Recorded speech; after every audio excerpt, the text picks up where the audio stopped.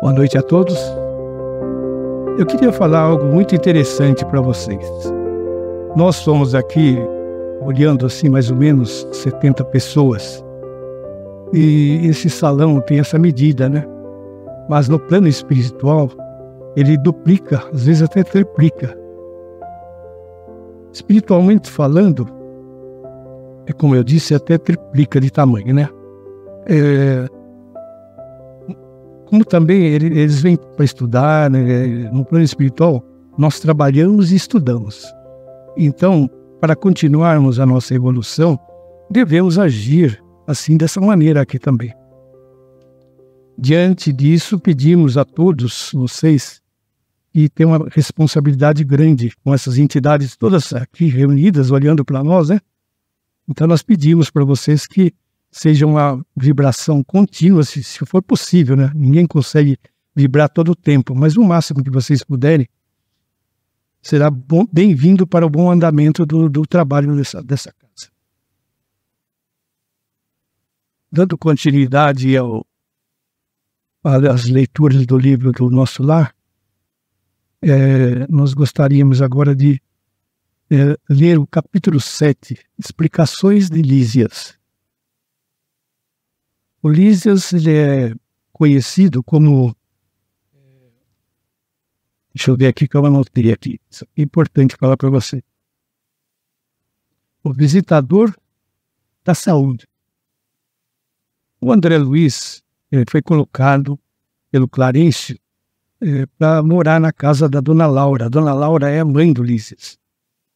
Consequentemente, isso facilitou muito a sua vida, pois era mais fácil dele se comunicar com o Lísias, porque o Lísias estava lá exatamente para dar as informações que ele precisava, as dúvidas que ele tinha, né?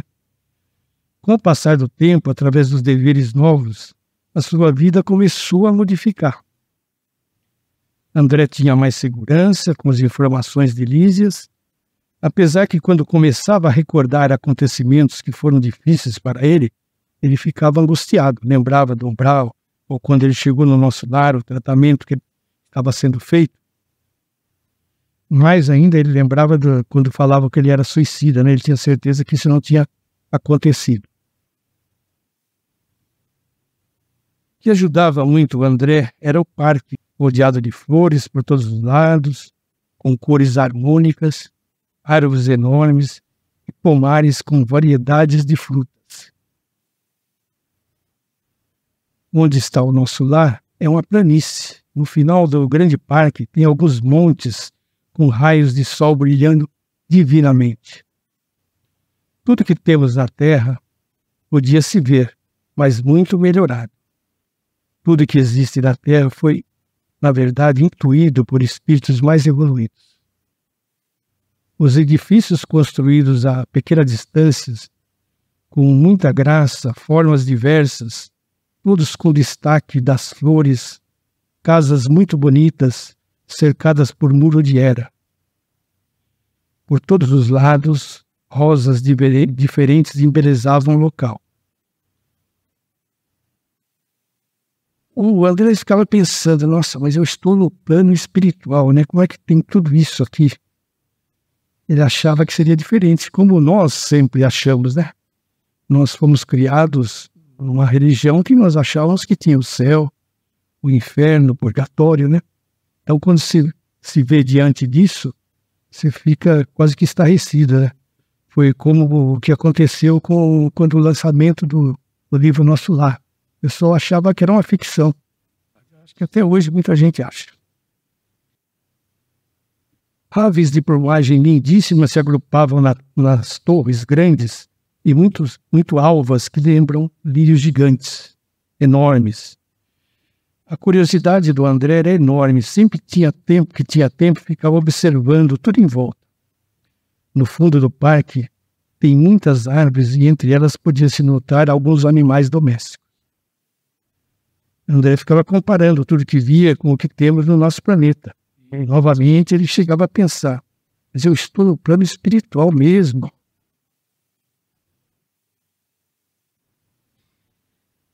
Lísias, o companheiro de todos os dias, estava sempre pronto para dar as explicações para o André, porque ele tinha muitas dúvidas, né? Lísias lia o pensamento do André e dizia: André, não existem milagres quando chegamos no plano espiritual. Temos que aprendermos e colocarmos em prática como quando encarnados, e devemos continuarmos da mesma maneira aqui no plano espiritual. Tudo aqui obedece a princípios de desenvolvimento naturais. A diferença é que aqui a hierarquia é justa. Os ministros estão nos cargos por merecimento. André estava preocupado de estar ali há muito tempo, sem que ninguém viesse lhe visitar. E ele pensava: meus pais desencarnaram antes que eu, e o mesmo aconteceu com alguns amigos. Por que não aparecia ninguém para visitar-me, dar-me algum conforto? Será que algum dia alguém virá me visitar? E Lísias dizia: com certeza virão. Ele perguntou: por que não me visitam? Minha mãe foi abnegada, entretanto até agora, não deu sinal de vida. Meu pai da mesma forma. Lísias disse-lhe: sua mãe tem lhe ajudado desde que você ficou doente. E mais ainda, no seu desencarne, quando você esteve no umbral. Ela pediu para o ministro Clareche a seu favor. Ele esteve constantemente esperando que você o edificasse, deixasse a vaidade e pedisse a Deus ajuda naquele momento. Quando André orou com muita fé, conseguiu socorro. E André, ele pensava: nossa, mas quando eu estava encarnado, eu detestava as religiões. Não queria saber de nada. Mas aqui eu já vi que é isso que eu tenho que fazer, eu tenho que orar, tenho que pedir. Ele não imaginava quanto tempo havia passado após o seu desencarne. Quando André entendeu que tudo no universo pertence a Deus, seu pranto passou a ser diferente. Lísias disse: você tem que saber que há chuvas que destroem e chuvas que criam. As lágrimas também são assim. Deus não espera por nossas rogativas para nos amar. No entanto, é indispensável nos colocarmos em posição receptiva a fim de compreender-lhe a infinita bondade. E onde está minha mãe? Exclamou. Quero vê-la, abraçá-la. Aí Lísias disse: ela não vive no nosso lar. Ela habita esferas mais altas. Ela trabalha para muitas pessoas. Ela virá vê-la por certo, até mesmo antes do que pensamos. Aí ele perguntou do pai dele, daí ele falou: não, esse teu pai está em outras esferas, uma esfera mais baixa, né? Não tem condição. Infelizmente, no momento, não.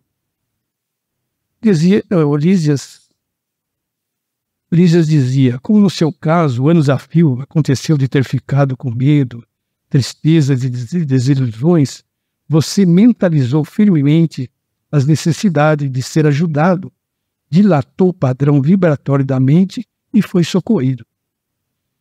Encorajado pelo esclarecimento recebido, exclamou: desejarei com todas as minhas forças que a minha mãe venha, ela virá. Após o incentivo de Lísias, André sentiu novas esperanças. Convém não esquecer, André, contudo, que a realização nobre exige 3 requisitos fundamentais, a saber: primeiro, desejar. Segundo, saber desejar. Terceiro, merecer. Ou, por outros termos ainda, ter vontade ativa, trabalho persistente e merecimento justo. O visitador da saúde, que ele é conhecido, Lísias, ganhou a porta da saída sorridente, enquanto o André se detinha silencioso a meditar no extenso programa formulado em tão poucas palavras. Então, a gente, quando pensa no plano espiritual, antigamente, né, nós pensávamos aquele céu com Deus lá de barba branca, os anjos tocando harpa, e a gente lá, sei lá, chupando uma uva, né, bebendo um suco, eternamente. Nós sabemos que isso não é verdade, né? Então nós temos que começarmos ou continuarmos agora cada vez mais tentando melhorarmos para que a gente possa chegar lá numa condição melhor. Obrigado a todos. Queria informar que a minha amiga Lilian Bodmeier, no dia 8/10, vai dar continuidade no capítulo 8, Organização de Serviços. Boa noite. Muito obrigado pela presença. Só agradecer. Então nós vamos ver agora, finalmente, a organização de trabalho do livro Nosso Lar. Então, olha só. Quando eu li esse livro pela primeira vez, eu fiquei muito impressionado com esse livro também. Mas se a gente começar a analisar a nossa vida, quando a gente dorme e a gente tem contato e traz isso para o nosso consciente, nós vamos entender que realmente a vida continua e que tem essas colônias espirituais e esses outros planetas habitados. Então esse livro Nosso Lar, ele vai despertar ainda mais o interesse nosso para as coisas espirituais, que nós estamos aqui todos de passagem. É muito interessante esses livros do André Luiz. Nós vamos ler toda a coleção do André Luiz e apresentar todas elas aqui. Talvez a gente mude alguma coisa no sistema de apresentação para ficar mais interessante, mas isso é uma coisa que nós vamos ver ainda no decorrer dessas leituras. E aí, vamos lembrar do Chico Xavier para a gente ir embora. O Chico Xavier estava reclamando do calor. Aí o Emmanuel apareceu para ele e falou: o senhor pensa que Deus fez o clima só para o senhor? Se está quente, o senhor reclama. Se está frio, o senhor reclama. Um gosta do frio, outro gosta do calor. Então, fica para nós aí, né? Que a gente tem que ser tolerante, tem que ter paz no coração. Muitas vezes por fora está muito bom, mas e aqui dentro? Que manda é aqui dentro. Nós vamos ver a trajetória do André Luiz ali. Mas a nossa vai ser muito melhor, porque nós já estamos aqui em nome de Jesus.